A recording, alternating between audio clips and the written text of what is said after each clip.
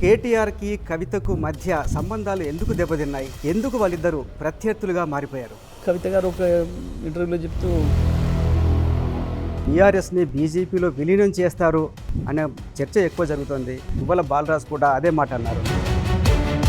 ఢిల్లీ పీఠం కొరకు పోటీ పడే పార్టీలు. జానంపల్లిలో 100 ఎకరాల్లో సోలార్ ప్లాంట్లు, థాయిలాండ్ మలేషియాల్లో పవర్ ప్లాంట్, షాబాద్ పక్కన 80 ఎకరాలు, ఒక్కొక్క నాగారంలో 6 ఎకరాల్లో ప్యాలెస్ కట్టుకున్నారని. ఇవన్నీ నిజమా కాదా? అన్నీ నిజమే, 100%. నాకు ఎన్ని కూడా ఉన్నాయి. రాజగోపాల్ రెడ్డి ఎందుకు బీఆర్ఎస్ వాయిస్ లాగా మాట్లాడుతున్నాడు? ఇట్లాంటి మాట్లాడి బ్లాక్మెయిల్ చేసేసి మళ్ళీ ఎమ్మటే ఏదో వాళ్ళ కోరికలు నెరవేర్చగానే మళ్ళీ డబ్బా కొట్టడం అలవాటు వీళ్ళకి. ఎందుకు మాజీ ముఖ్యమంత్రి అసెంబ్లీకి రావడం? కేసీఆర్ ఓరుస్తలేడు నన్ను, అప్పుడే ఏడాది కాకముందే నేను ఏం చేయలేదు అంటున్నాడు. కేసీఆర్తో పాటు తెలంగాణ ఉద్యమం నుంచి చాలామంది ప్రయాణం చేశారు. మీరు మాత్రం అత్యంత సన్నిహితంగా ఎలా ఉండగలిగారు? ఏంటి సీక్రెట్? మాజీ మంత్రి, సూర్యాపేట ప్రస్తుత ఎమ్మెల్యే, కేసీఆర్ కుటుంబానికి అత్యంత సన్నిహితుడైన నేత జగదీశ్వర్ రెడ్డి మనతో ఉన్నారు. తాజా రాజకీయ పరిస్థితులపై ఆయనతో మాట్లాడదాం. జగదీశ్వర్ రెడ్డి గారు నమస్తే. నమస్తే. మీరు కేసీఆర్ కుటుంబానికి అత్యంత సన్నిహితులు. కేసీఆర్తో ఎక్కువ సమయం మీరే ఉంటారు. చాలా విషయాలు ఆయన మీతో షేర్ చేసుకుంటారని అంటారు. ఆయన కుటుంబానికి సంబంధించి వచ్చినప్పుడు కేటీఆర్కి కవితకు మధ్య సంబంధాలు ఎందుకు దెబ్బతిన్నాయి? ఏ విషయంలో వాళ్ళిద్దరి మధ్యలో విభేదాలు వచ్చినాయి? ఎందుకు వాళ్ళిద్దరూ ప్రత్యర్థులుగా మారిపోయారు? ఎక్కడ ఇంతవరకు మనం వినలేదు ఇట్లా వాళ్ళిద్దరి మధ్యన వైవిధ్యాలు వచ్చినాయని కానీ ప్రత్యర్థులైనని కానీ. ఎందుకంటే మొన్న కవిత గారు ఒక ఇంటర్వ్యూలో చెప్తూ నాకు మా అన్నయ్యకి ఏం విభేదాలు లేవు, మంచిగానే ఉన్నామని చెప్పింది. కానీ ఆవిడ ఒక లెటర్, సుదీర్ఘమైన లెటర్ రాశారు. ఆ లెటర్లో నేను ఈ దయ్యాలు ఉన్నాయని చెప్తున్నారు, కేసీఆర్ దేవుడు కానీ కేసీఆర్ చుట్టూ దయ్యాలు ఉన్నాయన్నారు, పార్టీలో నన్ను తొక్కేశారన్నారు. అట్లాగే నేను కేసీఆర్ నాయకత్వాన్ని తప్ప ఇంకెవరి నాయకత్వాన్ని ఒప్పుకోనని కూడా చాలా క్లియర్గా అన్నారు. అంటే కేటీఆర్ని విమర్శించడం, కేటీఆర్ మీద తిరుగుబాటు చేయడం కాదా? ఎందుకు అవుతుంది? అంటే కేటీఆర్ నాయకత్వాన్ని ఒప్పుకోవటం లేదని చెప్తున్నారు కదా. అమ్మాట ఏం అనలేదే. ఎవరు అడిగినప్పుడు, రిపోర్టర్లు అడిగినప్పుడు చాలా మంచిగా చెప్పినారు. కేసీఆర్ నాయకత్వాన్ని మాత్రమే ఒప్పుకుంటాను, ఇంకెవరిని అంగీకరించను అంటే వర్కింగ్ ప్రెసిడెంట్ కేటీఆర్ని నాయకుడిగా గుర్తించను అని చెప్పడం కాదా? ఆయన ఎందుకు అనుకోవాలి? మనం ఎలా అనుకుంటున్నారు మీరు? ఆయన అడగలేదు కదా అట్లని. ఆయన అడిగి ఉంటే చెప్తే అట్లా మనం తీసుకోవచ్చు. అట్లా ఇప్పటివరకు ఎవరు కేటీఆర్ గురించి ఒకరే అడిగినారు. కేటీఆర్కు మీకు విభేదాలు ఉన్నాయి కదా ఎట్లా అంటే అదేం లేదే, మేము మంచిగా ఉన్నాం కదా అని చెప్పింది. మొన్న రాఖీ కట్టని కూడా వెళ్ళలేదు. యాక్చువల్లీ వెళ్తాను, తను అడిగింది, బట్ ఆయన లేడు, అందుబాటులో లేను అని చెప్పినారు. లేరు కాబట్టి లేనని చెప్పినారు. కానీ కవిత చాలా తీవ్రమైన విమర్శలు చేస్తున్నారు. ఒక రకంగా చెప్పాలంటే ప్రత్యర్థి పార్టీలు చేసేంత తీవ్రమైన విమర్శలు. ఉదాహరణకి పార్టీలో ప్రజాస్వామ్యం లేదు, పార్టీలో తెలంగాణ వాదులకు సరైన గుర్తింపు ఇవ్వటం లేదు, అసలు సామాజిక తెలంగాణే రాలేదు అన్నారు. అది కేసీఆర్ ప్రభుత్వాన్ని విమర్శించడం కాదా? మరి కేటీఆర్ మీద విమర్శ ఎందుకు అవుతుంది? అది ఓకే, పార్టీ కేసీఆర్ మీద విమర్శ అంటారు, కేటీఆర్ మీద కాదు కదా. ఓకే, అంటే కవిత విమర్శలన్నీ కూడా కేసీఆర్ని ఉద్దేశించి చేసినవే. అది ఆలోచించుకోవాల్సిన విషయం. అది మరి ఎందుకనంటే మీరు అన్నట్లు కేటీఆర్ మీద విమర్శ కాదు, అది కేటీఆర్ నిర్ణయం కాదు, కేటీఆర్ ఒక్కడే కాదు కదా పాలసీ మేకర్. కానీ సామాజిక తెలంగాణ రాలేదు అన్నప్పుడు, తెలంగాణ బాధలకు సరైన గుర్తింపు రాలేదు అంటే డైరెక్ట్గా కేటీఆర్ని కానీ కేసీఆర్ని కానీ విమర్శించడం కాదా? మొత్తం పార్టీని అన్నట్టు అవుతుంది. Party run by KCR, party అన్నట్టు, రన్ బై కేటీఆర్, పార్టీని అన్నట్టు అవుతుంది తప్ప ఎవరిని వ్యక్తులు అన్నట్టు కాదు కదా. కానీ పార్టీ అంతా నడిచేది కేసీఆర్ ఆధిపత్యంలోనే ఉంటుంది పార్టీ. అందులో సందేహం ఏం లేదు, అందులో సందేహం ఏం లేదు. అట్లాంటి కేసీఆర్ అన్నట్టు కాదా? డెఫినెట్గా అవుతుంది. ఎందుకు ఆమెకు అంత ఆగ్రహం లేదా అంత ఆవేదన ఎందుకు వచ్చింది? ఎందుకు అనుకుంటున్నారు అని చెప్పాలి. మీరు చాలా సన్నిహితంగా ఉంటారా కుటుంబంతో? అది తను ఆన్సర్ చెప్పాల్సిన ప్రశ్న, నేను కాదు. ఈ ప్రశ్న మీరు వారిని అడగాలి. మీకు ఏమైనా క్లూ లేదా? ఏమి చాలా ఆ కుటుంబంతో మీకు సన్నిహిత సంబంధాలు ఉన్నాయి? మేము వాస్తవానికి ఈ అంశాలను దేని మేము సీరియస్గా తీసుకోలేదు, పెద్ద మేము చర్చలు కూడా పెట్టుకోలేదు. మేము ఎప్పుడు చర్చించలేదు ఈ విషయాలను ఇప్పటివరకు, ఒక్కరోజు కూడా. ఎవరం కానీ ఒక్కరోజు కూడా మేము ఈ విషయాలు చర్చించడం లేదు. ఓకే, ఆవిడ చేసిన ఆరోపణలకు సంబంధించి పార్టీలో మౌలి గారు మీరు ఇంతసేపు 3-4 ప్రశ్నలు ఆ విషయం వేసినారు. కానీ నేను చాలా క్లియర్గా గతంలో కూడా చెప్పినా, మళ్ళీ అదే చెప్తున్నా, ఇంత సమయాన్ని మేము ఎప్పుడు కేటాయించలేదు ఈ సమస్య ఇది చర్చించడం కొరకు. దాన్ని మేము పెద్ద సమస్యను తీసుకోలేదు మొదలు. ఎందుకు కవితను మీరు సీరియస్గా? మేము కేసీఆర్ దగ్గర చర్చ క్వశ్చనే లేదు, పొరపాట్లు కూడా ఎన్నడూ మా మధ్య నా పేరు కూడా రాలేదు. It is very clear. నేను గతంలో అదే చెప్పినా, అంతే తప్ప అందులో ఏమీ లేదు. ఒక్క మీడియా మిత్రులు మాత్రమే మాట్లాడుతున్నారు ఈ విషయం తప్ప ఎప్పుడు మా క్యాడర్లో చర్చ రాలేదు, మా మధ్యన మా నాయకుల మధ్యన చర్చ రాలేదు, ఎప్పుడు ఎక్కడ కూడా రాలేదు. కానీ తెలంగాణ మొత్తం చర్చ జరుగుతోంది, చాలా పార్టీలు దీని మీద స్పందిస్తున్నాయి. తెలంగాణ మొత్తం అని మీరు అంటున్నారు, కానీ మేము ఏమంటున్నామంటే ఎక్కడ కూడా లేదు చర్చ. ఇది కేవలం మీడియా సర్కిల్స్లో మాత్రమే ఉన్నది అని నేను చెప్తున్నా. కేసీఆర్ చుట్టూ దయ్యాలు ఉన్నాయన్నారు. ఆ దయ్యాలు ఎవరు? అందులో మీరు కూడా ఉన్నారు. ఎవరన్నారు? కవిత అన్నారు. మరి వారిని అడగాలి, వారు చెప్పాలి కదా. దాని మీద మీరు కూడా చర్చ. ఎందుకంటే కొంతమందికి కొంతమంది దయ్యాలను భావించేది కొంతమంది దేవుళ్ళుగా భావిస్తారు, కొంతమంది దేవుడు అని భావించే వాళ్ళని కొంతమంది దయ్యాలుగా భావిస్తారు. ఉదాహరణకు మనం ద్రావిడ్స్ ఆరియన్స్ తీసుకుందాం. ఎవరెవరిని పూజిస్తున్నారో మనకు తెలుసు. మరి అప్పుడు ఎవరిని ఎవరు దయాలనుకుంటున్నారో వాళ్ళు చెప్పాలి, కానీ అన్నవాళ్ళని అడగాల్సిన ప్రశ్న మీరు నన్ను అడిగింది ఇట్లా. మీరేమో దాని మీద ఆత్మవిమర్శ చేసుకోలేదా పార్టీ? అసలు మాకు ఎందుకు, మేము పంచుకుంటే కదా ఆ వ్యాఖ్యల్ని మేము వింటే కదా. అసలు మేము వినదలుచుకున్న వ్యాఖ్యల మీద చర్చ ఎందుకు చేస్తాం? ఓకే, అంటే కవిత ఏం చెప్పినా కూడా మీరు వినదలుచుకోలేదు? మేము వినలేదు, ఇప్పటివరకు చర్చించుకోలేదు. కనీసం నాకు అన్యాయం జరిగింది, పార్టీలో తొక్కేశారు అన్న ఆవేదనను పట్టించుకున్నారా? అసలు మేము అది వినని కూడా వినలేదు. అంటే కవిత ఏం చెప్పినా మీరు వినదలుచుకోలేదు? నేను ఏమంటున్నా, మేము ఇటువంటి చర్చల వచ్చిన వ్యాఖ్యల పైన మేము ఎన్నడూ వినలేదు, వాటి మీద చర్చ చేయలేదు. కానీ ఆ కవిత చెప్పిన దయ్యాల్లో మీరు కూడా ఉన్నారని చెప్పి చర్చ జరుగుతుంది. వస్తున్నాను కొంతమంది దయ్యం కోసం దేవుడిని కోసం, దానికి నేను బాధ్యత కాదు కదా. చూసేటోళ్ళ దృష్టిని బట్టి ఉంటుంది కదా, నాకేముంది. వాళ్ళు చూసేటోళ్ళ దృష్టిని బట్టి వాళ్ళు అనుకోవచ్చు, కానీ నేను ఇట్లనే ఉంటాను కదా. కానీ మీ మీద కూడా చాలా తీవ్రమైన విమర్శలు చేశారు. ఓకే, మిమ్మల్ని నిలుపుట్ అన్నారు, మీ వల్లే పార్టీ నల్లగొండ జిల్లాలో నాశనం అయిపోయింది అన్నారు. దానికి మీ స్పందన ఏంటి? నేను వాటికి చాలా స్పష్టమైన సమాధానం చెప్పిన అదే రోజు. ఆ తర్వాత మళ్ళీ ఏం లేదు దానిపైన. బహుశా నేను చెప్పింది నిజం కాబట్టి మళ్ళీ రియాక్షన్ లేదు. సమాధానం ఒకసారి మళ్ళీ చెప్తారా? చాలా క్లియర్ చెప్పిన నేను. చెప్పినప్పుడు సరే, తను కూడా మరి తొందరపడి మాట్లాడిందో, సడన్గా వచ్చిన క్వశ్చన్ కాబట్టి కన్ఫ్యూజ్ అయ్యి మాట్లాడిందో తెలియదు, కానీ మాట్లాడకూడని మాటలు మాట్లాడింది. తర్వాత బహుశా నేను ఇచ్చిన ఆన్సర్తో సపోర్ట్ చేయలేదు అని అంటే రిగ్రెట్ అయి ఉంటుందని నేను అనుకున్నాను, అంతే. ఓకే, కాబట్టి దాని మీద మళ్ళీ చర్చ అనవసరం అనేది నా ఉద్దేశం. కానీ కవితను మీరు అవమానించారు. ఆవిడ నల్గొండ జిల్లాకు వచ్చినప్పుడు ఆవిడ కలవకుండా ఆమెకి జిల్లాకు వస్తున్నప్పుడే మీరు బయటికి వెళ్ళిపోయారు. అది నిజం కాదా? అక్కడ అదేంటి జాతరకి ఏదో వచ్చినట్టున్నారు, రాజపల్లి జాతరకు. నేను చూసి హైదరాబాద్కి వచ్చిన తర్వాత వారు అక్కడికి వచ్చినట్టు. కానీ ఆ సమాచారం తెలుసుకునే మీరు హైదరాబాద్కి వచ్చిన అంటారు? నేను ఇటు వచ్చిన తర్వాత బయలుదేరినారు, నాకు ఫోన్ చేసినారు. చేస్తే ఇట్లా నేను వచ్చినాను, కొంచెం ఫీవర్గా ఉంది, మీరు వెళ్ళండి అమ్మా అని చెప్పి నేను ఏర్పాట్లు ఇస్తున్నాను. పోయొచ్చారు అంతే. దేవుని దర్శనానికి పోతే పెద్ద ఇష్యూ ఉంది. కానీ ఇప్పుడు కవిత పార్టీలో ఉన్నారా లేదా? టెక్నికల్గా ఉన్నారు కదా. ఓకే, ఆమెను బొగ్గుగని కార్మిక సంస్థ అధ్యక్షురాలిగా తీసేసి కొప్పుల ఈశ్వర్ గారికి ఇచ్చారు. ఏమైనా మెసేజ్ ఇవ్వదలుచుకుందా పార్టీ? డెఫినెట్గా తను సొంత యాక్టివిటీ చేసుకుంటున్నప్పుడు ఆ యాక్టివిటీ కూడా ఇంకోటి పెట్టాలి కాబట్టి పెట్టుంటారు. చర్చ దాని మీద. దానికి కవిత సొంత పార్టీ పెట్టుకుంటున్నారనే వార్తలు కూడా వస్తున్నాయి. ఏమన్నా నిజం ఉందా దాంట్లో? అది పెద్ద మేము ఇప్పుడు దాని గురించి పెద్ద చర్చ చేయలేదు. మేము విషయాన్ని సీరియస్ తీసుకోలేదు ఫస్ట్. ఇంకొకటి, ఈ మధ్య అంటే బీఆర్ఎస్ని బీజేపీలో విలీనం చేస్తారు అనే చర్చ ఎక్కువ జరుగుతుంది. కవిత ఆరోపణ చేశారు, అదొక విషయం అయితే, ఈ మధ్య మీ పార్టీ నుంచి బీజేపీలో చేరిన గువ్వల బాలరాజు కూడా అదే మాట అన్నారు. నిజంగా అలాంటి ప్రయత్నమైనా జరుగుతోందా? సింపుల్ చంద్రమౌళి గారు, మా పార్టీ పుట్టిన 25 సంవత్సరాల కాలంలో మేము బీజేపీ అంటూ కూడా నడిపోలేదు. ఒకసారి కాంగ్రెస్తో పొత్తు చేసినాము, ఒకసారి తెలుగుదేశంతో పొత్తు చేసినాము. ఇంత వ్యతిరేకించే పార్టీలైనా తెలంగాణ కొరకు వాళ్ళతో జై తెలంగాణలో అనిపించాలని. బీజేపీ ఎప్పుడు మాకు ఆగర్భ శత్రువుగానే ఉంది.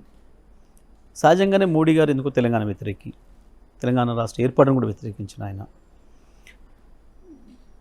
ఈ విషయం ఇయ్యాల కొత్తగా ఏం పుట్టలేదు. గత చాలా కాలంగా అనేక మీడియా సంస్థలు వీటిని వదిలినే బయటికి ఇష్టం వచ్చిన రాతలు రాసిండ్రు. మేము ఇట్లా కంటిన్యూ అవుతున్నాం, వాళ్ళు అట్లే ఉన్నారు. ఇవాళ బీజేపీ మమ్మల్ని శత్రువుగా చూస్తుంది ఈ రాష్ట్రంలో. ఎవరిని అడిగినా చెప్తారు మీరు. వాస్తవానికి బీజేపీకి దేశమంతటా కాంగ్రెస్ శత్రువు, ఒక్క తెలంగాణలో మాత్రం కాంగ్రెస్ మిత్రుడు, మేము శత్రువులం. గత 2 సంవత్సరాలుగా వాళ్ళ ప్రాక్టీస్ కూడా చూస్తున్నారు. ఎందుకంటే 2 జాతీయ పార్టీలు అవి, ఢిల్లీ పీఠం కొరకు పోటీ పడే పార్టీలు. వాస్తవానికి ఇక్కడ 20 నెలలుగా కాంగ్రెస్ అధికారంలో ఉన్నప్పుడు బీజేపీ ఎవరి మీద చేయాలి దాడి? కాంగ్రెస్ మీద చేయాలి.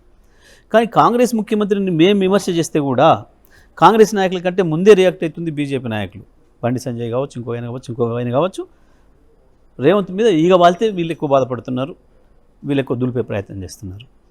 అంతగా ఐక్యత అనుబంధం వాళ్ళ మధ్యన ఉంది. అది కేవలం టీఆర్ఎస్ను బీఆర్ఎస్ను మళ్ళీ లేవకుండా బలోపేతం కాకుండా చేయాలని ఒక దుర్మార్గమైన ఆలోచనతో ఇద్దరు కలిసి బదులుకొని చేస్తున్నాయి తప్ప ఇవి ఇంకోటి కావు. కాంగ్రెస్ ప్రచారాలు బీజేపీ కలిసి ఇద్దరు కలిసి చేస్తున్నారు నాటకాలు. ఇక్కడ క్లియర్గా రేవంత్ రెడ్డి అనబడేవాడు మోడీ మనిషిని అందరికి తెలుసు. It's open secret. ఆయన కాంగ్రెస్ దాని నుంచి వెళ్ళి ఆయన పక్కదారి కాంగ్రెస్ పట్టించడం కొరకు ముఖ్యమంత్రిగా కాంగ్రెస్ పేరు మీద పెట్టినాడు Modi. But he is Modi's man, అందులో డౌట్ లేదు. మోడీ అనుకుంటేనే ఆ కుర్చీలో కూర్చోబెట్టగలిగినాడు అనేది అందరికీ తెలుసు. రేవంత్ రెడ్డిని ముఖ్యమంత్రి చేసింది రాహుల్ గాంధీ కాదు, మోడీ మాత్రమే, అందులో ఏం సందేహం లేదు. దాని కొరకు బండి సంజయ్ని బలి చేసి మరి ఈయన ముఖ్యమంత్రి ఇట్లా చేసినారు. బండి సంజయ్కి దీనికి సంబంధం చాలా క్లియర్గా మీరు చూసినారు, ఎన్నికల ముందు మీరు చూసినారు, కాంగ్రెస్తో బీజేపీ ప్యారలల్గా వేస్తుందన్న భావన వచ్చింది బండి సంజయ్ అధ్యక్షుని చేసిన తర్వాత. బండి సంజయ్ని పీకినారు, సడన్గా పీకేసినారు, కారణం చెప్పకుండా తీసేసినారు. తీసి బీజేపీని డౌన్ చేస్తూ కాంగ్రెస్ని లేపినారు మోడీ గారు. చాలా క్లియర్గా అయితే ఓపెన్గా జరిగిన విషయం. పెడుతూనే ఏం చేసినారు, మీరు ఇవాళన్న భావన ఇలా కొత్తగా వీళ్ళు మాట్లాడారంటున్నారు.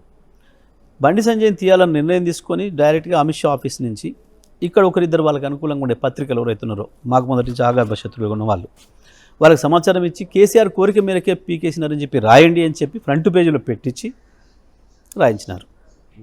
ఇవన్నీ కనబడ్డాయి మనకు. ఇద్దరు కలిసి పనిచేసినారు. కాళేశ్వరం విషయంలో ఒకటే రోజులో అది ఏదో జరిగిందన్న సమాచారం వచ్చిన ఒక్క రోజులో ఎన్డీఎస్ఏ ఇప్పుడు భారతదేశంలో ఏ ప్రాజెక్టు పోలేదు. ఎన్డీఎస్ఏ వచ్చి అక్కడికి ఫోన్ కూడా పోలేదు.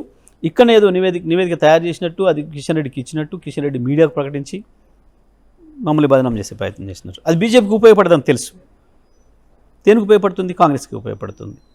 చాలా క్లియర్గా కాంగ్రెస్ రూపంలో ఉన్నాడు ముఖ్యమంత్రి రేవంత్ రెడ్డి. బట్ మోడీ మనిషి అని చెప్పడానికి ఇట్లా 1 నుంచి 100 కారణాలు అంటున్నారు. కానీ బీజేపీ బీఆర్ఎస్ ఒక్కటనే వాదన ఏదైతే ఉందో 2023 ఎలక్షన్లో కూడా బీఆర్ఎస్కి నష్టం కలిగించింది. నేను అది చెప్తున్నాను. ఇప్పటికీ ఒక అదే పథకం వాదన. ప్రకారం దీన్ని ఎందుకు బీఆర్ఎస్ సరిగ్గా ఖండించలేకపోతుంది? ఒక పథకం ప్రకారం బీఆర్ఎస్ని దెబ్బ కొట్టడం కొరకు వాళ్ళిద్దరు కలిసి ఆడుతున్న నాటకంలో భాగంగానే ఈ ప్రచారాలు జరుగుతున్నాయి అనే విషయాన్ని అదే చెప్పినాను స్పష్టంగా.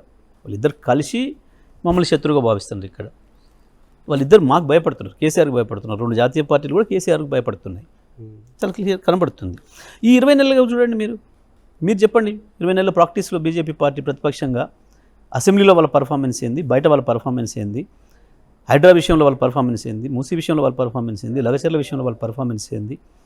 అనేక ప్రజా వ్యతిరేక కార్యక్రమాలు ఈ ప్రభుత్వం తీసుకుంటున్నప్పుడు వాళ్ళ ప్రవర్తన ఎట్లా ఉంది, ఇవన్నీ కూడా మీరు కానీ చూస్తారు. మూసీ విషయాల్ని వాళ్ళు చాలా తీవ్రంగా వ్యతిరేకిస్తున్నారు. ఏం కిషన్ రెడ్డి దగ్గర నుంచి చాలా మంది నాయకులు ఏం ఒక రోజు నిద్ర చేశారు. కిషన్ రెడ్డి కేవలం ఆయన అంతకుముందు శాసనసభకు ప్రాతినిధ్యం వహించిన నియోజకవర్గంలో ఒక పెద్ద అలజడి వచ్చింది కాబట్టి ఒక్క పూట పోయి ఒక డ్రామా చేసేసి ఆడేదో నిద్ర చేసి వచ్చినాను మాట్లాడండి.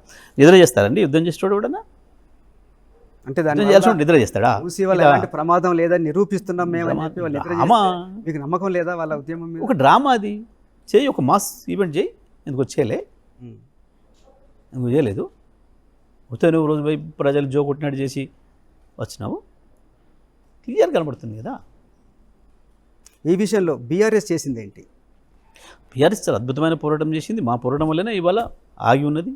అది లేకపోతే ఈ పాటికి మొత్తం పేదల ఇంట్లో కూలగొడుతుంది. ఇక్కడ ఎలాంటి పోరాటం చెప్పగలుగుతారా? బ్రహ్మాండంగా ప్రజల్ని ర్యాలీ చేసినాము, ప్రజల దగ్గరికి పోయినాం, పెద్ద ఎత్తున సమావేశాలు పెట్టినాం, అన్నిటికి సిద్ధంగా ఉండాలని చెప్పినాం. కేటీఆర్ గారు మొత్తం మూసి పరివాహక ప్రాంతంలో ఇక్కడి నుంచి అక్కడికి ఏ ఇండ్లు అయితే కూలిపోతున్నాయో వాళ్ళకి పోయి ధైర్యం ఇచ్చినాం. మేము వచ్చి బుల్డోజర్ గడ్డం పడుకుంటామని చెప్పినాం.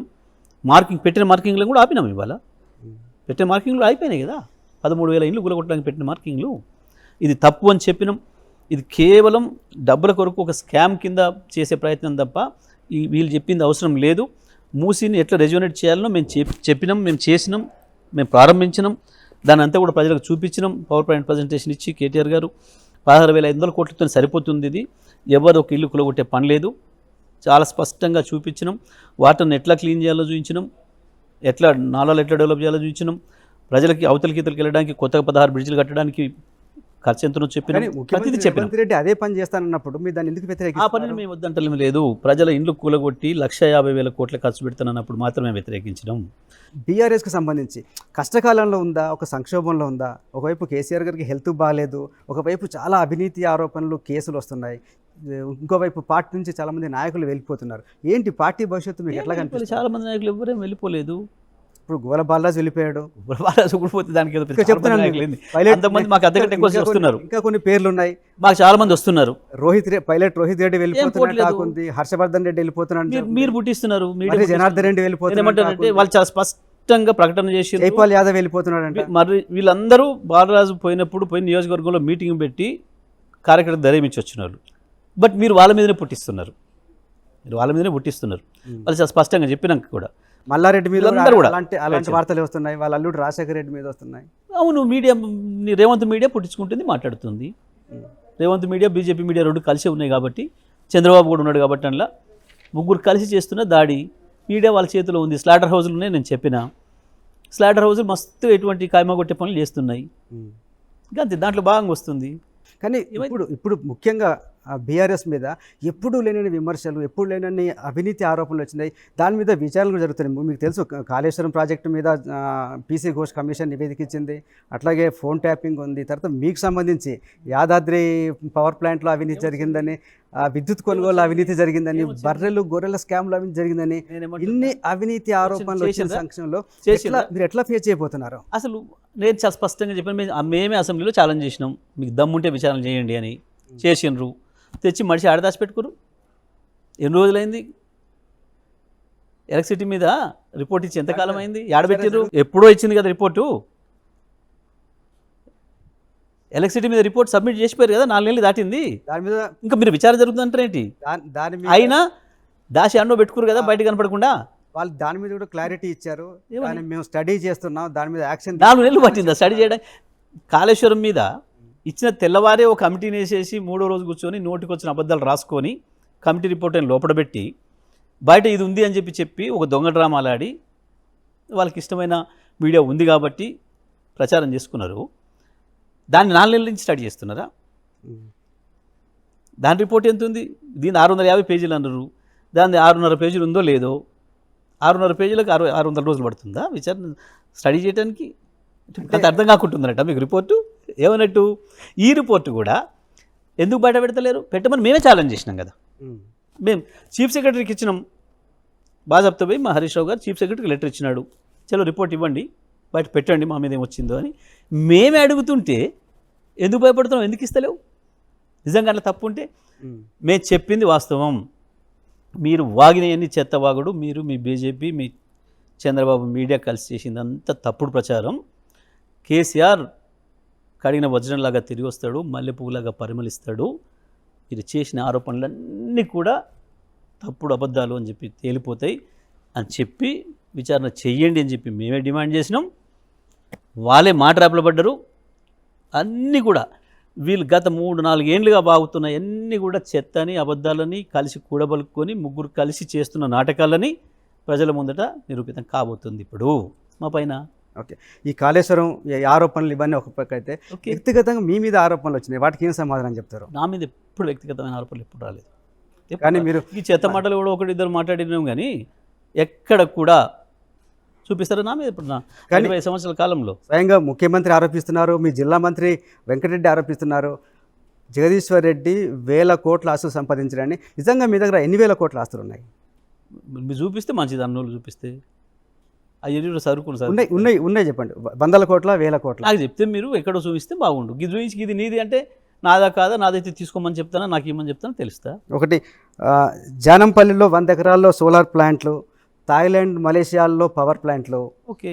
అట్లాగే షాబాద్ పక్కన 80 ఎకరాలు, ఒక్కొక్కటి 50 కోట్ల విలువ చేసే 80 ఎకరాలు ఉన్నాయి. ఓకే. అట్లాగే నాగారంలో 6 ఎకరాల్లో ప్యాలెస్ కట్టుకున్నారని. ఇవన్నీ నిజమా కాదా?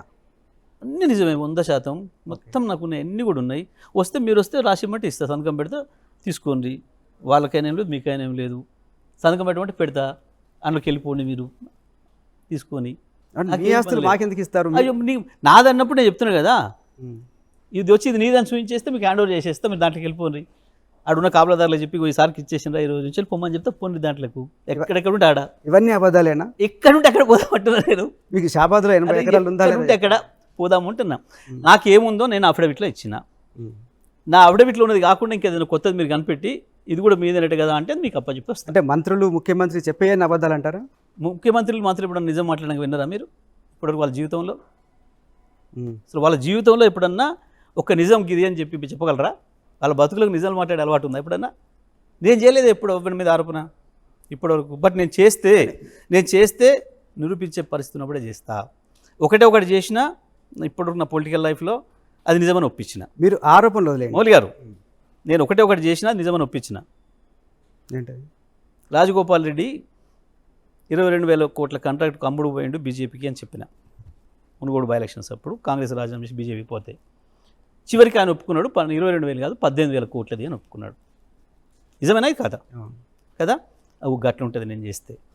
2014 ముందు ఏమీ లేని జగదీశ్వర్ రెడ్డి ఇప్పుడు 100 కోట్లు సంపాదించడానికి ఒక పని పదే వస్తున్నాయి. ఒక పని చేద్దాం మౌలి గారు, ఈ మాటలు నోడు ఎవడైనా కానీ, అది ముఖ్యమంత్రి ఇంకో మంత్రి, వాళ్ళ ఊర్లలో పోదాము, వాళ్ళ పూర్వ చరిత్రలు తీద్దాం.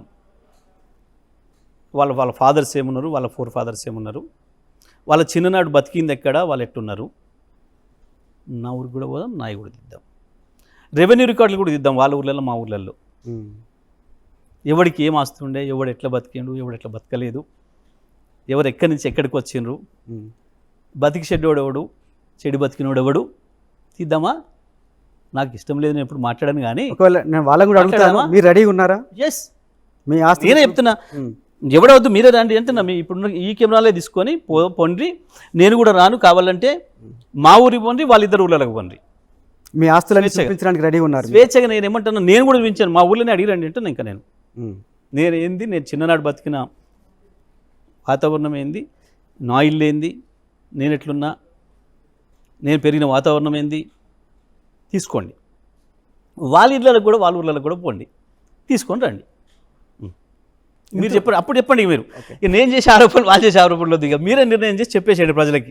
నేను మీకు అభ్యంతరం చెప్పాను. ఎంత ఉండేది మీకు చిన్నప్పుడు? నేను చెప్పను, ఎకరాలు ఉండేది. ఐఎమ్ సారీ, నేను ఏం చెప్పను. 100 కోట్ల నేను నన్ను విమర్శలు చేసే వాళ్ళకి నేను చెప్పాను సార్, ఇది మీ బతుకులేంది నేనేంది అనేది పబ్లిక్లో పెట్టి పంపిస్తున్నా, మీడియాలో పంపి. మీ జిల్లాకు వచ్చి ఐఎమ్ సారీ, ఐఎమ్ రెడీ అంటున్నా. నేను జిల్లాకు వచ్చి ముఖ్యమంత్రి ఉన్నాడు, తినడానికి తిండి లేని జగదీశ్వర్ రెడ్డి ఇప్పుడు 100 కోట్లకి ఎట్లా పడగలెత్తాడని నేను గద్దే అంటున్నా.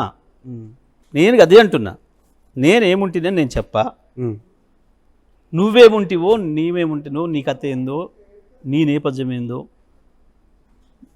నువ్వు చిన్ననాడు పెరిగినవి ఏముందో, నువ్వు పెరిగిన వాతావరణం, ఇల్లు వాతావరణం ఎట్లా ఉండే వాళ్ళ వాతావరణం ఎట్లా? నేనేమంటున్నా, నేను అన్నను అంటున్నా, నా నోటితో నాకు ఇష్టం లేదు, నాకు ఇష్టం లేదు. నేను ఎప్పుడు వ్యక్తిగత ఆరోపణలు చేయలేదు. చెప్పండి ఒకసారి ప్రజల కోసం. నేను వ్యక్తిగత ఆరోపణలు చేయలేదు అని చెప్తున్నా.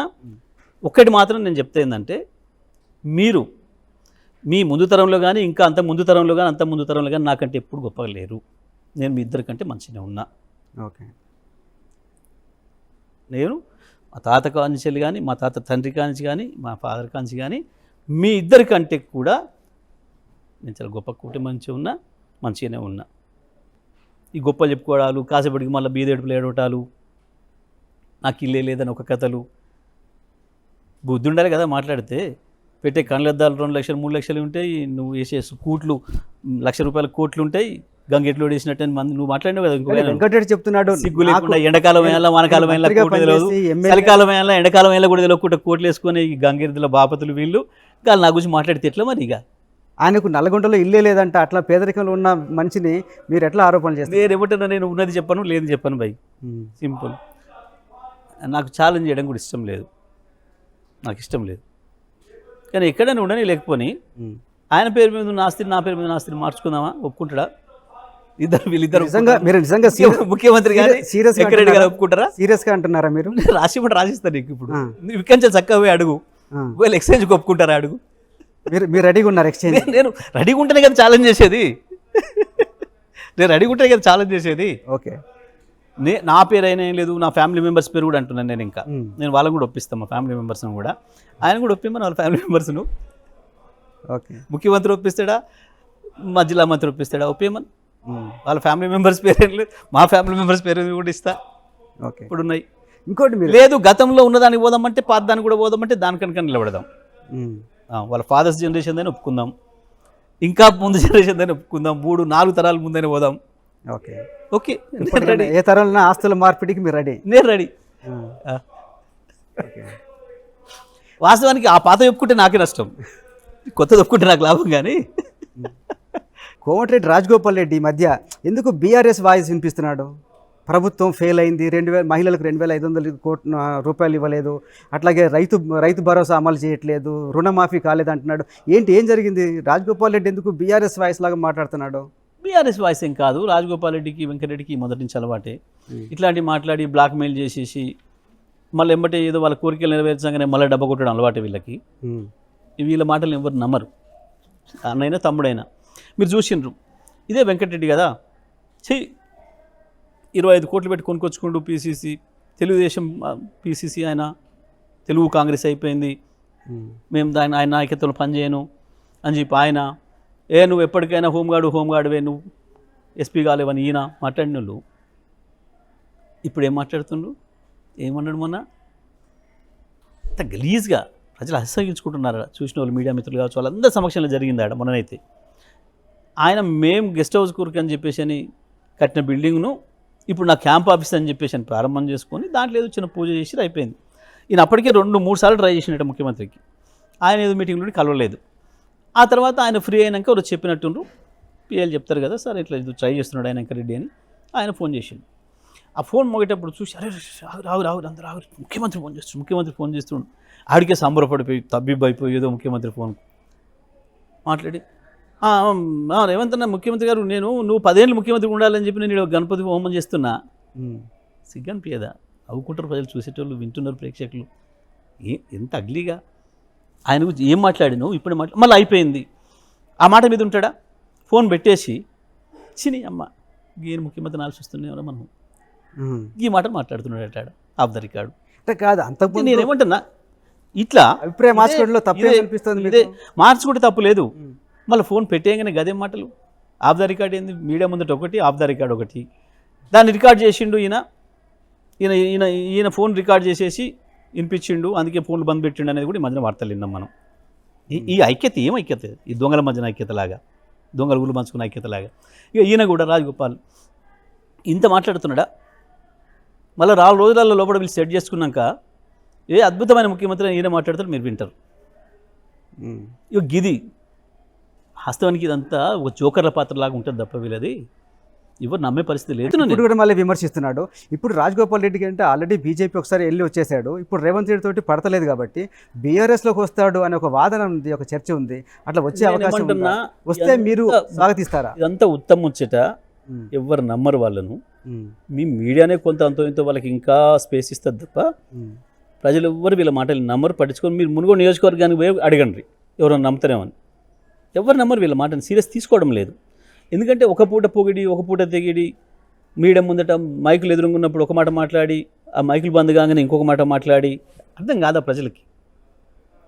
అర్థం అయిపోతూనే ఉంది కదా, జోకర్లు అవుతారు కదా వీళ్ళు. ఈ సినిమాల్లో అక్కడక్కడ డ్రామాలలో, నాటకాలలో మధ్యలో వచ్చే పాత్రలు ఉంటాయి కదా, జోకర్ పాత్రలు, బఫన్ పాత్రలు అంటారు. గా పాత్రలు అయిపోయినాయి ఇప్పుడు వీళ్ళ వాస్తవానికి. ఆ స్థితికి పోయినరు ఇద్దరు అందములు. కాబట్టి మీరు మళ్ళీ ఏదో తీసుకొని సీరియస్గా ఏదో జరిగిద్ది, ఇక కాంగ్రెస్లో ఏదో జరిగిపోతుంది, ముస్లిం ఏదో జరుగుతుంది, లేకపోతే ఆయన ఏదో బీఆర్ఎస్కి వస్తాడు, ఇట్లాంటివన్నీ వేస్ట్ చర్చలు. అంటే ఆయన ఓపెన్గా పబ్లిక్గా చెప్తున్నారు, నాకు మంత్రి పదవి మీద కాంక్ష లేదు, నేను మంత్రిని కావాలనుకుంటే నాకు కేసీఆర్ ఇచ్చేవాళ్ళని. నిజంగా అట్లాంటి ఏదైనా ప్రపోజల్ వచ్చిందా? మౌలి గారికి ఇవే పరుగు తీసే మాటలు అంటున్నా. ఎందుకంటే నువ్వు అడిగేదే మంత్రి పదవి గురించి. నేను ఇక్కడనే అంటున్నా, నేను రిపోర్టర్ మిత్రులను కూడా అంటున్నది ఎందుకన్నా అంటే, నేను ప్రశ్న అడుగుతలేరు అనమాట. నువ్వు ఇంత ఏడ్చేది మంత్రి పదవి కొరికే, నేను నాకు మంత్రి పదవి ఇస్తానన్నారు ఇయ్యలేదు, నాకు మంత్రి పదవి ఇస్తానన్నారు ఇయ్యలేదు అని కదా నీ ఏడుపు. ఈ మధ్యన ఇంకొక కొత్త ఏడిపోయింది, డబ్బులు, కాంట్రాక్టులు. ఈ మధ్యన కాలంలో ఈ గవర్నమెంట్ చేసిన కాంట్రాక్టులలో ఆ కొడంగల్ లిఫ్ట్ ఇరిగేషన్ చేస్తేనేమో మెగా కృష్ణాడికి కొంత, సుధాకర్ పొంగులేటి శ్రీనివాసుడికి కొంత ఇచ్చినట్టున్నారు. నేను ఇక్కడేదో రోడ్డు ఇస్తేనేమో ఇచ్చినట్టున్నారు. ముఖ్యమంత్రి తనకు అనుకూలమైన పద్ధతులు ఇచ్చుకుంటున్నాడు. నాకు పైసలు ఇస్తలేరు, పదవి ఇస్తలేరునే కదా ఏడుపు. మళ్ళీ కాసేపు నాకు ఏ పదవి వద్దు, నేను మంత్రి కావాలనుకుంటే ఇవ్వాలి ఏందండి పనికి మళ్ళీ చేస్తా మాటలు. జగదీష్ రెడ్డి గారు, మీరు 10 సంవత్సరాలు, దాదాపు 10 సంవత్సరాలు మంత్రిగా ఉన్నారు. ఎందుకు ఈ గత ఎన్నికల్లో ఒక్కళ్ళు మీరు మాత్రమే గెలిచారు, మిగతా పార్టీని గెలిపించుకోలేకపోయారు? కారణం ఏంటి? సింపుల్, ఒక నల్గొండలనే జరగలేదు, అది రాష్ట్రంలో పార్టీగా ఓడిపోయినాం. చాలా విషయాలు ఉంటాయి దాంట్లో, ఒకటి అని చెప్పడానికి లేదు కదా. మేము ఓడిపోవడానికి కారణం లేదని గతంలో కూడా మనం చాలా సందర్భాలు చర్చించుకున్నాం. పోయినాయి, కొన్ని జిల్లాల్లో మొత్తం కూడా పోయినాయి. దానికి అనేక కారణాలు, ఇది అదని చెప్పడానికి ఏం లేదు. కానీ మీ మీద ఒక ఆరోపణ, మీరు ఏ నాయకుడిని ఎదగనివ్వరు జిల్లాలో, ఇంకే నాయకుడిని కూడా పైకి రానివ్వరు అనేది నిజమా కాదు? అయితే మీరు రివర్స్లో అడిగిన ఈ క్వశ్చన్, నేను ఎగ్జాంపుల్ చెప్తాను. మీరు రివర్స్లో అడిగిన ఈ క్వశ్చన్, రివర్స్లో అడిగాను చెప్తా మీకు. అసలు ఈ రాష్ట్రంలో కావచ్చు, నల్గొండ జిల్లాలో కావచ్చు, నాయకులను అంటూ పెంచింది నేను, ఎమ్మెల్యేలను చేసింది నేను, ఎంపీలను చేసింది నేను అనేది మీరు మా జిల్లాలో ఏ కార్యకర్తలను ఎవరిని అడిగి చెప్తారు. ఎవరిని అడిగినా అనేక మంది వాళ్ళే చెప్తారు. సింపుల్ గుర్తుపెట్టుకోండి మీరు. గుత్తా సుఖేందర్ రెడ్డి కూడా మీకు పోటీ ఎదుగుతున్నారు, పోటీగా ఒక సీనియర్ నాయకుడు కాబట్టి ఆయనను కావాలని మీరు మండలి చైర్మన్గా పంపించారు. నాకంటే పెద్ద పోస్టులో పోవడం కూడా నా తప్పే అవుతుంది లేదు. అంటే మీకు మండలి చైర్మన్ కూడా నేనే చేసిన, మంత్రిగా పోటీగా రాకూడదని మండలి చైర్మన్గా నేనే చేసినా మీరు అంటున్నారా? అవును. అంటే నాకంటే పెద్ద పదవి ఇచ్చినందుకు నేను గొప్పన్నా చిన్నన్నా? వాళ్ళ అబ్బాయి కూడా టికెట్ తర్వాత అందువల్లే ముఖ్యమంత్రి తర్వాత ప్రోటోకాల్ ఎవరిది? గవర్నర్, సీఎం తర్వాత మండలి చైర్మన్. నాకంటే పెద్దదా చిన్నదా? కానీ పొలిటికల్గా మీకు అడ్డు రాకుండా చిన్నదా? అంత పెద్ద పోస్టులు ఇచ్చినా కూడా నా మీద విమర్శ అంటే నేను ఏమనాలి? దానికి కూడా నన్ను బాధ్యతని, అది కుట్రని అంటే ఏమనుకోవాలి? దీన్ని ఎవడని ఇస్తాడు ఈ ప్రపంచంలో తనకంటే పెద్దది ఎవరికైనా? ఇప్పుడు రాష్ట్రంలో కావచ్చు, ముఖ్యంగా దేశవ్యాప్తంగా ఒక బీసీ నినాదం రాష్ట్రంలోకి వచ్చినప్పటికీ బీసీ రిజర్వేషన్ అనేది చాలా సీరియస్గా చర్చ జరుగుతుంది. బీఆర్ఎస్ బీసీల పట్ల చాలా నిర్లక్ష్యంగా, నిర్లిప్తంగా ఉంది. వాళ్ళ రిజర్వేషన్ల విషయంలో పట్టించుకోవట్లేదు అంటే మీ సమాధానం ఏంటి? ఒక్క బీఆర్ఎస్ మాత్రమే బీసీల విషయంలో కృతనిశ్చయంతో పనిచేసింది, అనేక రిజర్వేషన్లు ఇచ్చింది. కాంగ్రెస్ చేసిన మోసం, బీజేపీ చేసిన మోసం, ద్రోహం వల్లనే ఇవాళ బీసీలకు సరైన న్యాయం జరగడం లేదు. ఎందుకు అనంటే ఏదైతే ఇక్కడ రాష్ట్రంలో 50% మేము మించం వచ్చే ఎన్నికల్లో అని చెప్పి కాంగ్రెస్ పార్టీ ప్రభుత్వం ఆనాడు హైకోర్టుకు అఫిడవిట్ ఇచ్చిపోయింది. దానివల్లనే మేము ఉన్ననాడు 50% పరిమితం ఇవ్వాల్సి వచ్చింది. మొట్టమొదటిగా అసెంబ్లీలో తీర్మానం చేసి పంపించింది మేమే ఢిల్లీకి, అది అక్కడనే కోల్డ్ స్టోరేజ్లో పెట్టింది బీజేపీ ప్రభుత్వం. చాలా క్లియర్గా ఏం కనబడుతుంది. కాంగ్రెస్ తెలిసి కూడా మోసం చేయడం కొరకే కామారెడ్డి డిక్లరేషన్ ఇచ్చింది, మనందరికీ కూడా తెలుసు. మీకు ఇక్కడ కాంగ్రెస్ చిత్తశుద్ధి ఎంత ఉంది అని చెప్పడానికి మీకు చెప్తాను. కామారెడ్డి డిక్లరేషన్లో 42% రిజర్వేషన్తో పాటు 20,000 కోట్లు ప్రతి సంవత్సరం బడ్జెట్లో కేటాయింపు చేస్తామని బీసీలకు, ఓబీసీ మంత్రిత్వ శాఖ పెడతాము అని చెప్పి హామీ ఇచ్చింది. దాంట్లో మరి ఇది వీళ్ళ చేతుల్లోనే ఉంది కదా. 20,000 కోట్ల బడ్జెట్ పెట్టలే, ఒకసారి 4,000, ఒకసారి 3,000 పెట్టిండ్రు. ఓబీసీ మంత్రిత్వ శాఖ ఇవ్వలేదు. క్లియర్గా కనబడుతున్నాయి. ఇవన్నీ ఒకవైపు అయితే వీళ్ళ డ్రామా ఎక్కడ అనుకుంది అని అంటే, ముఖ్యమంత్రి మాట్లాడతాడు నేను ఢిల్లీకి ధర్నాకు పోతే బీఆర్ఎస్ రాలేదు, బీజేపీ రాలేదు, ఇంకో రాళ్ళు మాట్లాడుతున్నాడు. పెట్టుకుంది కాంగ్రెస్ నుంచి వెళ్ళే ధర్నా, కాంగ్రెస్ పార్టీ ధర్నా. అది పెట్టినావు, కాంగ్రెస్ పార్టీ ధర్నా పెట్టి అసెంబ్లీలో మౌలి గారు ఇక్కడ లెట్ మీ కంప్లీట్ తీర్మానం. మీరు ఢిల్లీలో ధర్నా డ్రామాకు పోతే ఎందుకు మీ రాహుల్ గాంధీ రాలే, ఎందుకు మీ ఖర్గే రాలే, ఎందుకు మీ ప్రియాంక గాంధీ రాలే? తెలంగాణలో ఎన్నికలైనప్పుడు వీళ్ళందరూ వచ్చి తిరిగారు కదా. బీసీ రిజర్వేషన్ పార్టీగా మేము గొప్పగా చెప్పుకుంటాం, దేశంలో తిరుగుతున్నారు కదా. ఏంది మీ చిత్తశుద్ధి? నీ పార్టీలో రాళ్ళు నువ్వు చేసిన ధర్నాకు, అసలు ఇంకో పార్టీ గురించి మాట్లాడే హక్కు నీకు ఎక్కడిది? అసలు నైతిక ఎక్కడిది ముఖ్యమంత్రికి? ఎవరిని ఏం డ్రామా చేస్తారు, ఎవరిని మోసం చేద్దామని చూస్తున్నారు మీరు? ఇదంతా డ్రామా కాకపోతే ఇంకేంటిది? సింపుల్, నీ చేతిలో ఉన్నాయి చేయలే, నీ చేతిలో లేనిదాన్ని హామీ ఇచ్చి నీ చేతిలో లేదని తెలియదా అన్నాడు. తెలియకపోతే అసలు దేని పనికి వస్తావు? ఎమ్మెల్యే నామినేషన్కి పనికిరావు. నువ్వు ఎంపీగా చేసినవాడివి, రిజర్వేషన్ నీ చేతులు లేదు, రాష్ట్ర ప్రభుత్వం చేతులు కాదు అని తెలియదంటే నువ్వు అనర్హుడి. తెలిసి కూడా చేసినామంటే నువ్వు మోసకారివి. కానీ బీజేపీ ఆపింది, బీజేపీ కావాలనే బీసీ వ్యతిరేకంగా ఉందని చెప్పి ముఖ్యమంత్రి అంటున్నారు. ఈ విషయంలో ఎందుకు బీఆర్ఎస్ వాయిస్ రేజ్ చేయడం లేదు? ఎందుకు లేదు? మేము బ్రహ్మాండంగా మేము ఇంద్రపార్క్ దగ్గర మేమే ధర్నా చేసినాము. మొన్న కూడా మేము సభకి ఏర్పాటు చేసినాము, వర్షాలతో వాయిదా పెట్టుకున్నాము. మేము చేస్తుంది మేము వాస్తవానికి. స్థానిక సంస్థల ఎన్నికల్లో బీసీ రిజర్వేషన్ తగ్గించిందే బీఆర్ఎస్ పార్టీ ప్రభుత్వం. నేను ఏమంటున్నా, అలాంటప్పుడు నేను చెప్పిన బీఆర్ఎస్ చిత్తశుద్ధి ఉంది అని ప్రజలు ఎట్లా నమ్ముతారు? మీరు గమనించలేదు, నేను చెప్పింది అక్కడ 2013లో ఏ ప్రభుత్వం ఉంది? కాంగ్రెస్ ప్రభుత్వమే కదా. 2013లో హైకోర్టులో వీలేషన్ అఫిడవిట్ ఉంది. వచ్చే ఎన్నికల నుంచి 50% మించకుండా 50% లోపులనే మేము ఎన్నికలు నిర్వహిస్తామని స్వయంగా హైకోర్టులో రాష్ట్ర ప్రభుత్వం అఫిడవిట్ వేసింది. అది మనకు ఆటంకైంది, దాని లోపలే మనం పెట్టాల్సి వచ్చింది. అది పెడుతూనే ముఖ్యమంత్రి రేవంత్ రెడ్డి చెప్తున్నారు ఆ క్యాప్ తీసుకొచ్చింది. నేను అదే చెప్తున్నాను కదా, ముఖ్యమంత్రి రేవంత్ రెడ్డి అంటే ఎప్పుడన్నా నిజం మాట్లాడిండా? ఆయన జీవితంలో ఒక అక్షరం నిజం విన్నారా ఇప్పటివరకు మీరు అన్నాడన్నా? వద్దులేసి అబద్ధాల మీద బతకాలని ఆలోచన తప్ప అఫిడవిట్ వేసింది అబద్ధమా? హైకోర్టులో ఆంధ్రప్రదేశ్ ప్రభుత్వం ఆ రోజు అఫిడవిట్ చేస్తూ మేము 50% లోపే రిజర్వేషన్లు పెడుతూనే ఎన్నికలు వచ్చేసారి నిర్వహిస్తాం, ఈసారి అనుమతించండి అని చెప్పి వేసిండ్రు. దాన్ని చూపించి ఆంధ్రప్రదేశ్లో కూడా ఎన్నికలు చేసారు. దాని పరిధిలోనే మనం కూడా చేయాల్సి వచ్చింది, ఎన్నికలు నిర్వహించాల్సి వచ్చింది. అది స్పష్టంగా చెప్పినాం. కానీ అందరూ అసెంబ్లీ తీర్మానాలు చేస్తున్నారు. నిజంగా బీసీలకు 42% రిజర్వేషన్ అమలు అవుతుందా, సాధ్యమేనా? బీజేపీ కేంద్ర ప్రభుత్వం అనుకుంటే సాధ్యమవుతుంది, కేంద్ర ప్రభుత్వం అనుకుంటే సాధ్యమవుతుంది. సింపుల్. ఇప్పుడు ఈ దేశంలో అల్టిమేట్గా సార్వభౌమాధికారం ఉండేది పార్లమెంటుకు. వాళ్ళు అనుకుంటేనే సాధ్యమైంది. రాజ్యాంగాన్ని మార్చాలన్నా వాళ్ళు అనుకుంటేనే సాధ్యమవుతుంది. బిందెలు ఉన్నాయనుకున్నాం, కానీ చూస్తే ఖాళీ ఇచ్చేసిపోయారని కదా ముఖ్యమంత్రి చెప్తున్నారు. 100% ఇది నిజం. ఎందుకంటే దొంగలు వచ్చినప్పుడు ఒక ఇంట్లో ఇది బంగారం దొరుకుతుంది, ఇది దొరుకుతుంది, అది దొరుకుతూనే వస్తుంది. కానీ ఆ ఇంట్లో బంగారం ఉండదు. బట్ ఆ ఇంటానికి మస్తు ఆస్తి ఉండొచ్చు, అది వివిధ రూపాల్లో ఉండొచ్చు, నిల్వ బంగారం లేకపోవచ్చు. వాడు ఆ కోపంతో ఏదో ఎత్తేసో పాల్గొట్టో ఏదో చేసేసో పోతాడు. వీళ్ళు కూడా గట్టినే ఉన్నారు. ఇప్పుడు దొంగల్లాగా లోపలికి వచ్చిర్రు, లంక బిందులను వేసుకొని పోదామని వచ్చిండ్రు, పంచుకుందాం తల ఇంత అని వచ్చిండ్రు. కానీ కేసీఆర్ ఆ అవకాశం లేకుండా అన్ని చక్కగా నేరుగా ప్రజలకి చెందేటట్టు చేసిపోయిండు. ఆ ఏడుపు, ఆ కోపము, ఆ కసి దాంతో ఈ రకంగా ఏడుస్తూ మా మీద దాడి చేస్తున్నారు. వీళ్ళు దొంగతనం చేయడానికి ఎక్కడ అవకాశం లేకుండా చేసిపోయిండు కేసీఆర్.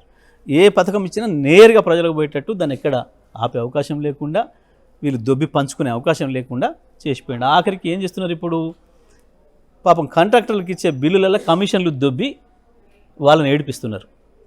గక్కడి దిగజారు వీళ్ళు. ఇవాళ లంక బిందెలు కురుకొచ్చి దొరికితే దెవలాడక ఆ ఇంటి వాళ్ళకి శాపనార్థాలు పెట్టిపోయిన దొంగల్లాగా ఉన్నారు వీళ్ళు ఇవాళ. ఓకే.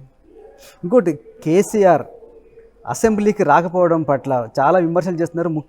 మంత్రులందరూ మీరు అసెంబ్లీకి రండి అని చెప్పి అడుగుతుంటే ఎందుకు మాజీ ముఖ్యమంత్రి అసెంబ్లీకి రావడం? ఒక్కరోజు కేసీఆర్ సభ పెడితేనే తెల్లారు ఏం ఏడుపు మొదలు పెట్టిండో చూశారు కదా. రేవంత్ రెడ్డి ఏమన్నాడు, కేసీఆర్ ఓరుస్తలేడు నన్ను, అప్పుడే ఏడాది కాకముందే నేను ఏం చేయలేదు అంటున్నాడు అన్నాడు కదా. విన్నారు కదా మీరు.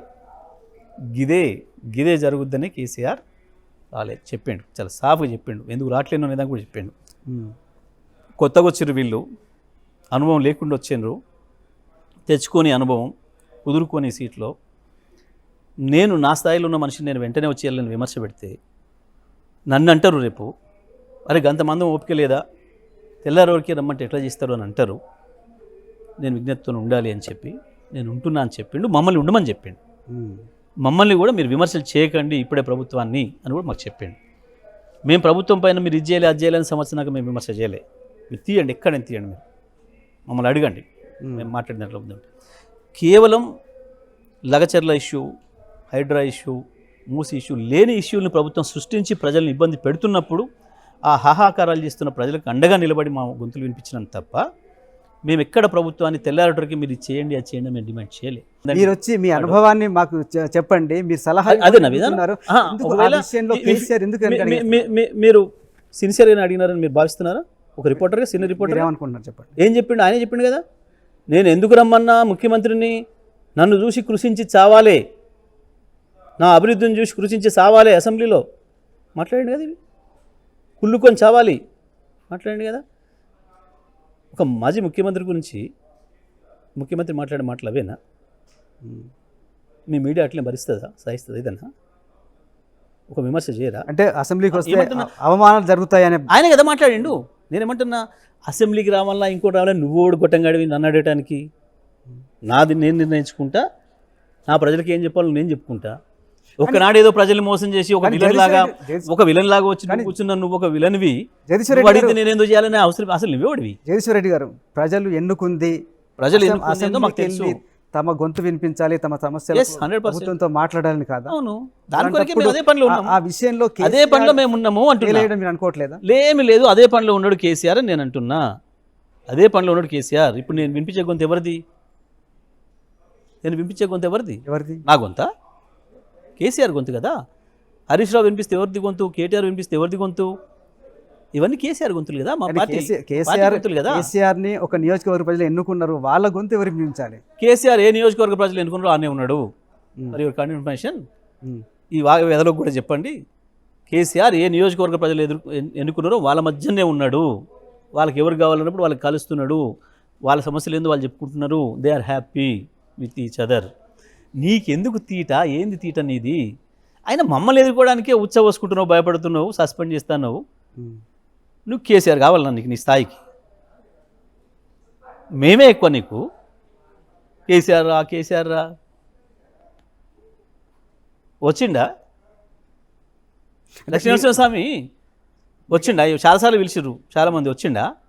ఎప్పుడు ఎవరు పిలిస్తే రావాలనో గప్పుడే వస్తాడు, ఎప్పుడు ఎట్లా ఎవడు పని చేయాలో అట్లనే చేస్తాడు కేసీఆర్. ఓకే, ఎవరు పిలిస్తే రావాలనో వాళ్ళు పిలిస్తే వస్తాడు కేసీఆర్. మరి కేసీఆర్ ప్రజలకైనా అందుబాటులో ఉంటున్నారా? 100% ప్రజల్లోనే ఉన్నాడు, ప్రజల కొరకే ఉన్నాడు. ఇవాళ కేసీఆరే అండగా ఉన్నాడు ప్రజలకి. కేసీఆర్ ఉన్న ధైర్యంతోనే ఉన్నారు తెలంగాణ ప్రజలు. అంటే ముఖ్యమంత్రి సహా చాలామంది మంత్రులు అంటున్నారు అసలు కేసీఆర్కు జీతం తీసుకునే హక్కు లేదు ప్రజల అసెంబ్లీకి రాకుండా అని. ఎవరు పనికి మాలిన వాళ్ళు పనికి మాల మాటలు, పనికి మాల మాటలు ఎవరు పడుచుకుంటాడు? అవి చెత్త మాటలు, స్టాండర్డ్ లేని మాటలు, సబ్ స్టాండర్డ్ ఫెలోస్ మాట్లాడుతారు ఆ మాటలు. Just it is sub standard dialogue. కేసీఆర్తో పాటు తెలంగాణ ఉద్యమం నుంచి చాలామంది ప్రయాణం చేశారు. ఆలయ నరేంద్ర కావచ్చు, ఈటల రాజేందర్ కావచ్చు, జిట్టా బాలకృష్ణారెడ్డి కావచ్చు, చంద్రశేఖర్, విజయరామరావు, చాలామంది ఉన్నారు.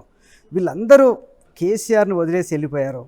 మీరు మాత్రం అత్యంత సన్నిహితంగా ఎలా ఉండగలిగారు? ఏంటి secret? Simple commitment, commitment to the cause. Simple, just for commitment. వాళ్ళకి ఇంకా వేరే లక్ష్యాలు, వేరే ఉద్దేశాలు ఉన్నట్టున్నాయి. వాటి కొరకు వచ్చిన వాళ్ళు వాటి కొరకు పోయింటారు. నాకు తెలంగాణ తప్ప ఇంకొకటి లేదు. తెలంగాణ సాధనే ఏకైక ఎజెండాగా ఆయనతో కలిసి పనిచేసినాం. అట్లనే ఉన్నాం, అట్లా కొనసాగినాం. సింపుల్. అంటే మీ అంత సన్నిహితంగా ఎవరు లేరు జనరల్ మీతో ఏం మాట్లాడితే పార్టీ వ్యవహారాలు సన్నిహితంగా ఎవరు లేరు అనేది కరెక్ట్ కాదు. చాలామంది ఉన్నారు, కుటుంబ సభ్యులు కాకుండా కుటుంబ సభ్యులు కాకుండా చాలామంది ఉన్నారు. నాకంటే సన్నిహితంగా ఉన్న ఉన్నారు. అందరిలో నేను ఒకటి ఉన్నా, కానీ నేను ఒక్కడిని మాత్రమే ఉన్నానంటే అది తెలివి తక్కువతనం, కరెక్ట్ కాదు. నేను అనుకుంటే కూడా అది భ్రమ, అది కరెక్ట్ కాదు. చాలామంది ఉన్నాం, అందులో నేను ఒక్కన్నాను. మిమ్మల్ని పెళ్లి చేసుకోమని చెప్పింది కూడా కేసీఆర్ అని చెప్పి మీరు అక్కడ ఒక సందర్భంలో ఎందుకు వచ్చిందంటే, నేను అప్పుడు మ్యారేజ్ చేసుకోకుంటున్నాను. మరి నన్ను మీరు హైదరాబాద్ ఉంటాను వీలైద్దా అని అడిగింది నన్ను పార్టీ పెట్టిన కొద్ది రోజులకి. అంతకుముందు మేము చాలా రోజులు డిస్కస్ చేసినాం కాబట్టి, పార్టీ పెట్టడానికంటే ముందే డిస్కషన్స్లో ఉన్నాం కాబట్టి, చాలా విషయాలలో ప్యారలల్గా ఉండడంతో నా ఆలోచనలు వారి ఆలోచనలు దగ్గరగా ఉండడంతో ఒకసారి నన్ను సురపేట పిలిచినప్పుడు మీరు హైదరాబాద్లో ఉంటానికి వీలైద్దా, కొంతమంది డిస్కస్ చేసుకోవాలి, ప్రతిరోజు ఒక టీమ్గా 5-6 ఉండి రోజు చర్చ చేసుకోవాల్సిన అవసరం ఉంటుంది, ఇంత పెద్ద ఉద్యమాన్ని నడపాలంటే మీకు ఉండడానికి ఉంటుందా అంటే ఉంటానని అన్నాను. మరి ఫ్యామిలీని ఎట్లా షిఫ్ట్ చేస్తారు అంటే, తెలంగాణ అంతా నా ఫ్యామిలీ అని నన్ను నవ్వుకుంటూ, అంటే అంతే అన్నారు. అంటే నేను బ్యాచిలర్ని. ఓకే ఓకే ఉంటా, ఇక్కడ ఉంటాను వీలేదు అంటే ఉంటా నాకు అనేవాళ్ళు ఉన్నారు, ఉండొచ్చు అన్నాను. ఆ తర్వాత ఎప్పుడో 10-15 రోజుల తర్వాత కూర్చొని నైట్ మాట్లాడుకుంటూ, జగదీష్ రెడ్డి గారు మీరు సరే పెళ్ళి ఎందుకు చేసుకోలేదు నాకు తెలియదు, మీ వ్యక్తిగత విషయం, కానీ పెళ్ళి కాకుండా జీవితం పరిపూర్ణం కాదేమో. అప్పుడు మీకు ఏజ్ ఎంత ఉంటుంది? నా ఏజ్ 34-35. ఓకే. సో నిజంగానే 34 వచ్చేదాకా ఎందుకు పెళ్లి చేసుకోలేదు? వాస్తవానికి నేను ఏదో చేయాలి సమాజంలో అనే భావన ఉన్నవని, అంటే నాకు 11th ఇయర్ నుంచే నాకు కొంచెం ఆలోచనలు ఎక్కువగా ఉండేవి. ఈ దేవుడు, దయ్యాలు వీటన్నిటి మీద నాకు అప్పటికి ఒక అభిప్రాయం ఏర్పడింది. నేను 78లోనే విద్యార్థి ఉద్యమాలను పార్టిసిపేట్ చేసినాను. స్వాతంత్ర ఉద్యమ చరిత్ర చదవటం అని, అప్పుడు మనం లేకపోతే అప్పుడు పుట్టుంటే బాగుండేది కదా, బ్రిటిష్ వాళ్ళకి వ్యతిరేకంగా యుద్ధం చేసేవాళ్ళం కదా. ఈ భగత్ సింగ్, చంద్రశేఖర్, ఆజాద్ వీళ్ళ చరిత్ర చదువుతున్నప్పుడు బాగా అనిపించేది. సో అట్లా ఉద్యమాలలో మమేకమై పనిచేస్తూ వచ్చిన ఒక ఐడియాలజీతో ఉన్న 10th క్లాస్కి వచ్చేటప్పటికే ఒక లెఫ్ట్ ఐడియాలజీ వచ్చింది. దాంట్లో పనిచేద్దాం, దేశం కొరకు, ప్రపంచం కొరకు, సమాజం కొరకు పనిచేయాలి అన్న భావనలో వెళ్ళిపోయినాను. సరే ఆ తర్వాత అనారోగ్యము, రకరకాల కారణాల చేత మళ్ళీ వెనక్కి వచ్చినాను. మీరు ఎప్పుడైనా నక్సలైట్ మూవ్మెంట్లోకి వెళ్ళాలనుకున్నారా?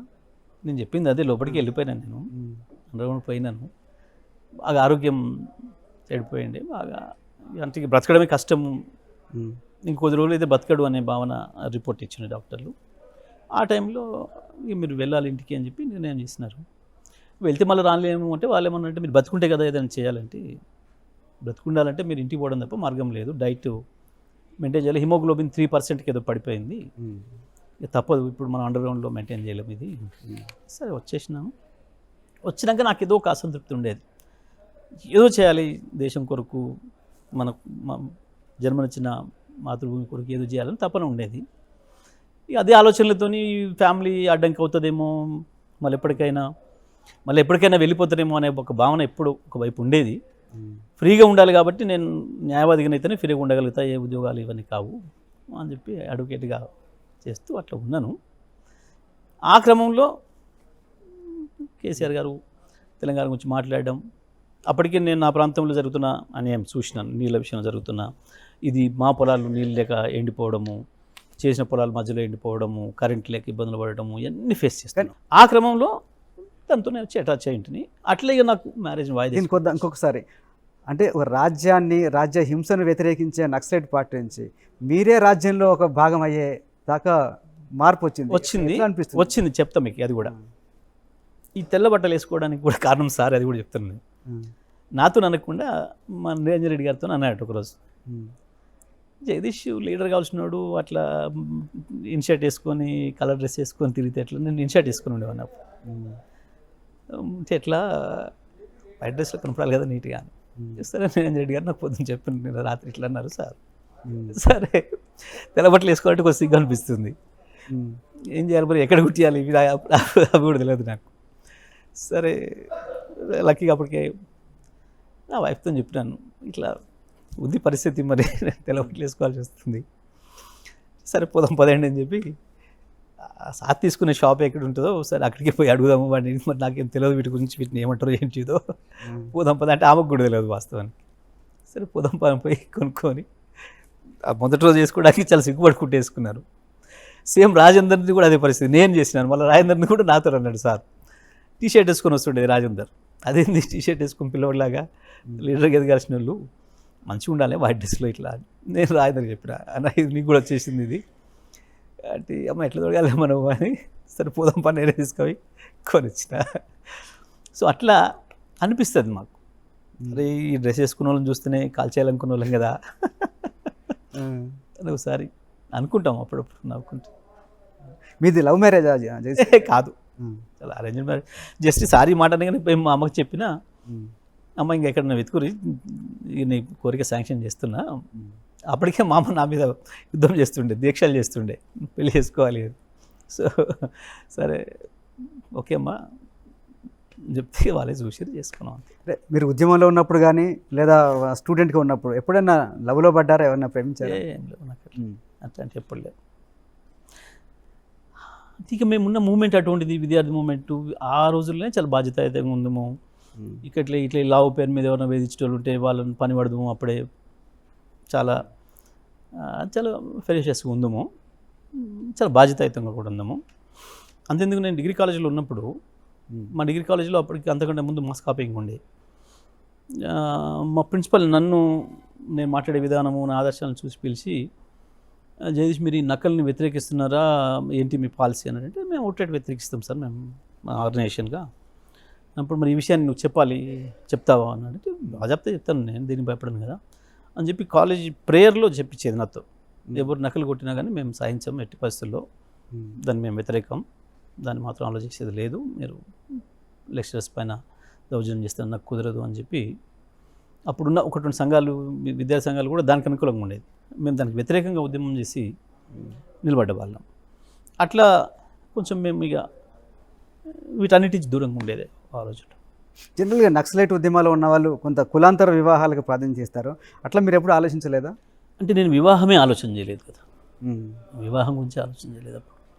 అదొక ప్రతిబంధకం అవుతుందనే భావనలో ఉండేవాడిని నేను. అదొక బలహీనత అవుతుందేమో, అదొక ప్రతిబంధకం అవుతుందేమో, ఎందుకు అది కూడా లేకుండానే ఉండాలి హానెస్ట్గా. అంటే నేను అండర్గ్రౌండ్లో ఉన్నప్పుడు కూడా నేను ఒక పాలసీ పెట్టుకున్నాను, దళిత వాడలోనే తినాలి అనేది కూడా నేను సెల్ఫ్గా ఎగ్జిక్యూట్ చేసుకున్నాను.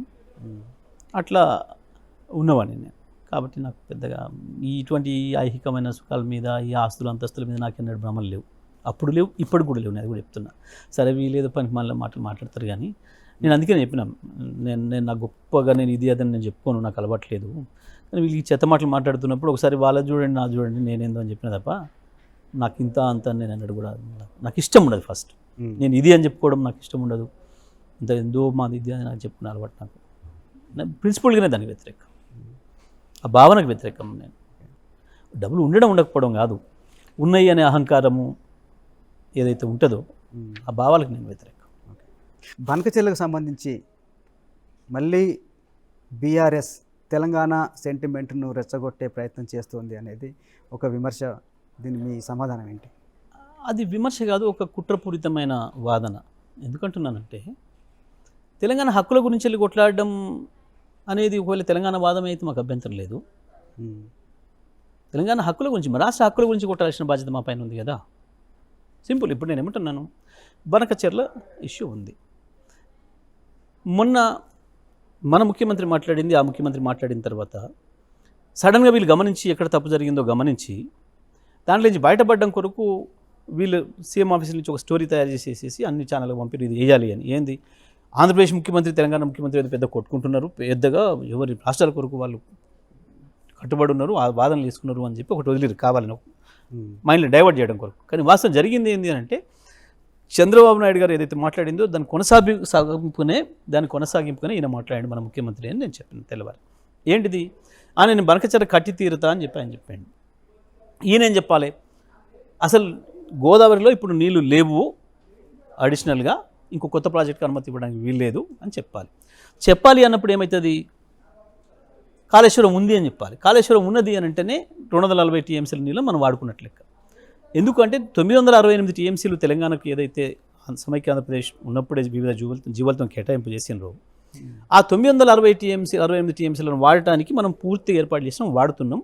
కాళేశ్వరం ద్వారా 240 టీఎంసీలను వాడుతున్నాం అని చెప్పి మనం లెక్కలు చూపించినాం. ఇప్పుడు కాళేశ్వరం లేదు అని చెప్పితే 240 టీఎంసీలు అక్కడ ఉన్నట్టు లెక్క. 240 టీఎంసీలు ఉన్నాయి అని అంటే చంద్రబాబుకు అనుమతి వస్తుంది బనకచెర్లకి. ఇవి లేవు అంటే అనుమతి రాదు.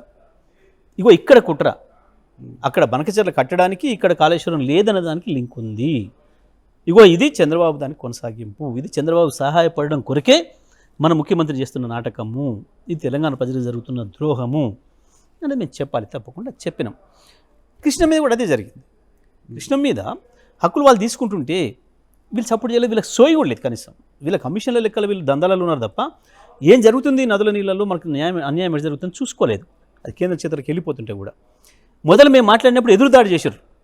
సహజంగా రాజకీయాల కొరకన్నట్టు ఎదురుదాడి చేశారు. మేము రాష్ట్ర ప్రయోజనాల గురించి మేము మాట్లాడినప్పుడు మేము విమర్శలు చేయలే, మీరు వెంటనే స్పందించండి అని చెప్పినాం. మేము రాజకీయ విమర్శ చేయకుండా స్పందించండి అని చెప్పినాం. చెప్తే ఎదురుదాడి చేశారు మొదట్లో తెలివితక్కువతనంతో. తర్వాత తెలుసుకొని ప్రజల్లో వచ్చిందని చూసి మేము నల్గొండలో బ్రహ్మాండమైన సభ పెట్టి కేసీఆర్ గారు చెప్పారు, ప్రభుత్వం తెస్తుందా మేము మరో ఉద్యమానికి పోవాలన్నా అని చెప్పి. గప్పుడు మేల్కొని అసెంబ్లీలో తీర్మానం పెట్టారు. మొదలు ఏదైతే కాదని అబద్ధం చెప్పినరో కేసీఆర్ అప్పచెప్పిండు అని మాట్లాడారు. మామూలుగా మీరు ఇక్కడ కొంచెం జాగ్రత్తగా గమనించాలి. కేసీఆర్ అప్పచెప్పేసిండు ఎప్పుడో అని చెప్పారు ముందు. మళ్ళీ వాళ్ళే ఎట్టి పరిస్థితులలో తెలంగాణకే ఉంచాలి అని చెప్పి తీర్మానం చేస్తున్నాం అని చెప్పి, అంటే ఉంటేనే కదా ఉంచాలి అనే మాట, తిరిగి ఇవ్వాలని రాయలే దాంట్లో. ఎట్టి పరిస్థితుల్లో తెలంగాణకి హక్కులు ఉండాలి సాగర్ మీద అని చెప్పి మేము తీర్మానం చేస్తున్నాం అని చెప్పి రాష్ట్రం. ఈ రకంగా మేము మాట్లాడితే మేము కొట్లాడితే తప్ప తెలంగాణ ప్రయోజనాల పట్ల వీళ్ళకి సోయి లేదు, నీటి వాటాలపైన వీళ్ళకి అవగాహన లేదు, సోయి లేదు, రెండు లేవు. దాని కొరకు తెలంగాణ ప్రజలకు ప్రాతినిధ్యం వహిస్తున్న పార్టీగా మేము కొట్లాడాలి. ప్రభుత్వం ఉంటే ప్రభుత్వం కొట్లాడతాం, ప్రతిపక్షంగా ఉంటే ప్రతిపక్షంగా కొట్లాడతాం, ప్రభుత్వాన్ని మెడలు ఉంచి పని చేయిస్తాం. లేదు కలిసి వస్తే కలిసి కొట్లాడదాం. నేను ఇక్కడ ఇంకో విషయం కూడా చెప్పిన, ఆంధ్రప్రదేశ్లో నీళ్ళ విషయంలో ఎప్పుడు కూడా పార్టీల మధ్యన ఐక్యత ఉంది, విమర్శలు చేసుకోవడం లేదు. రాజశేఖర రెడ్డి అనుమతి లేని ఎన్ని ప్రాజెక్టులు అక్కడ కట్టినా చంద్రబాబు నాయుడు గారు మాట్లాడలే, ఇంకొక విమర్శ చేయలే. పోలవరం ఏ అనుమతులు లేకుండా ప్రారంభించారు వాస్తవానికి మొదలు, అయినా ఒక్కరు మాట్లాడలేదు, ఒకరి మీద ఒకరు విమర్శ చేసుకోలే. పోలవరం 3 సార్లు కొట్టుకుపోయింది, 2000 కోట్ల నష్టం జరిగింది, అయినా వాళ్ళు రాజకీయ విమర్శలు చేసుకోలేదు. నీటి విషయంలో, నీటి దోపిడీ విషయంలో వాళ్ళ మధ్యన ఐక్యత ఉంది. కనీసం మన హక్కులు మనం కాపాడుకునే విషయంలోనే ఐక్యత ఉండాలి. ఇది తెలంగాణ ప్రజల అవసరం, ఇది తెలంగాణ భవిష్యత్తు అవసరం అని కూడా మేము చెప్పినాం. మేము రాజకీయ విమర్శలు చేయలేము మొదలు, కానీ ప్రతి దాంట్లో రాజకీయం అలవాటు అయిపోయి చాలా గలీజ్గా స్పందించింది వాళ్ళు. ఇప్పుడు కూడా సోయి లేకుండా పోతున్నప్పుడు తప్పకుండా తెలంగాణ ప్రజల తరఫున కొట్టాడాల్సిన బాధ్యత మా పైన ఉంది. దాని కొరకే ఉన్నాం మేము. ఇంతకుముందు అన్నారు ఈ మధ్యన ఎక్కువ కాలం మీరు కేసీఆర్తో ఉంటున్నారు నెలల తరబడిగా. ఈ మధ్యన 2 నెలల నుంచి మేము చేస్తున్న చర్చ కూడా అదే, అంత తప్ప ఇంకో చర్చ రాలే మా మధ్యన. వస్తే అప్పుడప్పుడు రైతులు, యూరియా, విద్యుత్తు, హాస్పిటల్స్ పరిస్థితి, స్కూళ్ళ పరిస్థితి, 100 మంది పిల్లలు చచ్చిపోయిన నా బాధ, ఈ చర్చలు. మేజర్గా బనకచెర్లను ఎట్లా ఆపాలి, మనం ప్రతిపక్షంగా ఉన్నా మేము న్యాయస్థానానికి వెళ్ళి ఆపడానికి మనకున్న అవకాశాలు ఏంది రైతు సంఘాల పేరు మీద పోవాలన్నా పార్టీకి మనం పోవచ్చా, ఎట్లా వెళ్ళాలి? ఎందుకంటే వాస్తవానికి మేజర్ పాత్ర రాష్ట్ర ప్రభుత్వం అనేది. న్యాయంగా ఏం చేయాలి? ఈ రాష్ట్ర ప్రభుత్వం నిజంగా ఆపాలనుకుంటే అపెక్స్ కమిటీని పెట్టమని డిమాండ్ చేయాలి ఈ రాష్ట్ర ముఖ్యమంత్రి. ఎందుకంటే అది అధికారికమైన కానీ కమిటీ. ప్రభుత్వం కూడా కేంద్రానికి అప్పీల్ చేసింది. ఇక్కడ ఉత్తమ్ కుమార్ రెడ్డి కూడా చెప్తున్నాడు, మంత్రి ఒక చుక్క నీరు కూడా మనం వదులుకోం తెలంగాణ హక్కు అని. నేను ఏమంటున్నా, మీకు నమ్మకం లేదా? మాటలు ఒక తిరుగు ఉన్నాయి, చేతలు ఎక్కువ తిరుగున్నాయి. ప్రభుత్వం మాట్లాడితే సరిపోదు, ప్రభుత్వం చేతల రూపంలో రుయించాలి. మీకున్న ఏకైక ఆయుధం అపెక్స్ కమిటీ. అపెక్స్ కమిటీ అనేది కేవలం కేంద్ర జలశక్తి మంత్రి, ఇరు రాష్ట్రాల ముఖ్యమంత్రులు సభ్యులు. దాంట్లో ఇది చట్టం ప్రకారం మనకు వచ్చింది, రియారేషన్ చట్టం ప్రకారం మనకు వచ్చిన హక్కు. దాంట్లో కనుక ఏ రాష్ట్ర ముఖ్యమంత్రి అభ్యంతరం చెప్పినా అవతలి వాళ్ళు దాన్ని ఆపాల్సిందే, కేంద్రం కూడా దాన్ని ఆపాల్సిందే వాళ్ళని ఒప్పించేంత వరకు. ఇది నీకున్న హక్కు, అల్టిమేట్ హక్కు. సింపుల్గా నువ్వు అపెక్స్ కమిటీని డిమాండ్ చేసి దాంట్లో ఇది తీసుకుపోయి పెట్టు.